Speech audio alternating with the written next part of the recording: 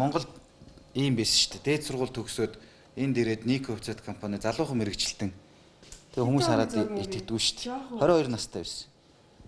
Та чи өгн овор ахтайс ус төрд ороод жоохон энэ дэд сайд болоод болсны дөнгөж дараахан.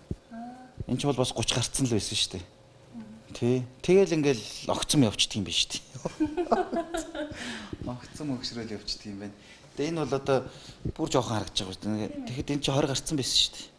За бидний нэвтрүүлгийн урилгыг хүлээж аваад нэг өдрийнхөө ажлыг сурвалжлуулах боломж олгосон танд маш их баярлалаа. За та бүхэндээ ч гэсэн их баярлалаа. Бас та нарыг нэлээд чилээсэн баг та өнөөдөр.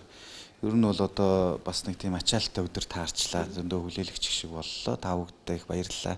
Та бүхэнд болон та хоёрт танай телевизийн за мөн одоо нийт Монголынхаа ард түмэнд ирж сар шинийн мэндийг дэвшүүлж сайхан шинэлээрэ гэж өрөөё.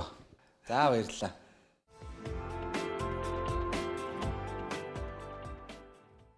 За хэрхэн үзэгчдээ одоо 22 цаг өнгөрч байна. Тэгэхээр өглөө бид 9 цагаас эхлээд сангийн сайд болрын нэг өдрийн ажлыг сурвалжлахаар төрийн ордноос нэвтрүүлгээ эхлүүлсний үзэгч та бүхэн санаж байгаа.